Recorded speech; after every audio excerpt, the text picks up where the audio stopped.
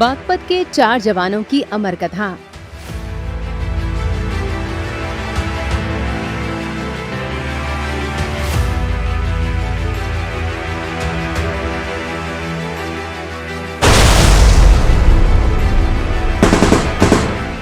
इन जवानों ने कैसे छुड़ाए पाकिस्तान के छक्के।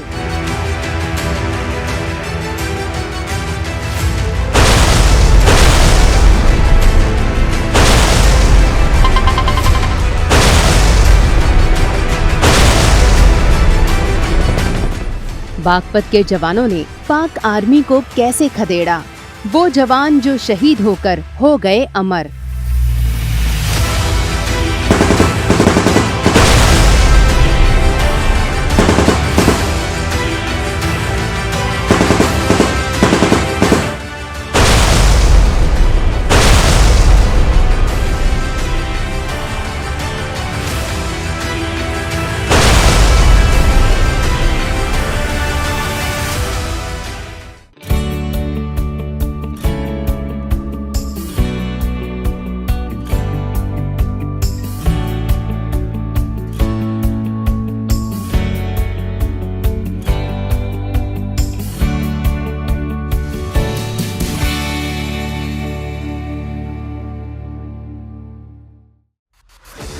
दोस्तों, आज के समय में भारत में रहने वाला हर व्यक्ति सुकून के साथ सो रहा है। इसके पीछे योगदान है भारत के उन जवानों का जो दिन रात भारत की सीमाओं पर तैनात रहते हैं और कड़ाके की सर्दी हो या फिर गर्मी, हर मौसम में देश की सेवा में लगे रहते हैं। अपने परिवार से हजारों किलोमीटर दूर रहकर देश की सेवा करना और युद्ध के समय सीना तान के विपक्षी सेना को मार गिराना ही इंडियन आर्मी की पहचान है। ऐसी स्थिति भारत ने कई बार देखी, जब भारतीय जवानों ने शत्रु फौज को मार गिराया और भारत की सुरक्षा की। ऐसी ही स्थिति हमें 1999 में देखने को मिली, जब एक युद्ध 1 महीने से कहीं ज्यादा दिनों तक चला था। दोस्तों, ये वही युद्ध है जिसे दुनिया कारगिल वॉर के नाम से जानती है। इस युद्ध में भारत के हजारों जवानों का योगदान रहा, लेकिन हम आपको उन 4 जवानों की कहानी सुनाने जा रहे हैं जिनकी दास्तान सुनकर आपकी आंखें आंसुओं से भर आएंगी। दरअसल ये कहानी बागपत के रहने वाले लांस नायक राजेंद्र सिंह, जाट बटालियन में तैनात अनिल कुमार, शहीद सिपाही जितेंद्र सिंह और हवलदार पद्म सिंह धामा की है, जिन्होंने युद्ध के मैदान में पाकिस्तान के छक्के छुड़ा दिए थे। बागपत के खेकड़ा में पैदा हुए लांस नायक राजेंद्र सिंह की कहानी हजारों लोगों के लिए आज भी प्रेरणा है। जाट रेजिमेंट में तैनात राजेंद्र 8 जुलाई को भारत पाक के बीच चल रहे कारगिल युद्ध में शहीद हो गए थे। उन्होंने भारत के लिए लड़ते हुए अपनी जान गंवाई थी। हालांकि एक वीर जवान अपने पीछे एक बूढ़े पिता और माता शकुंतला देवी को छोड़ गया, जिनके साथ उनकी पत्नी भी रहती है।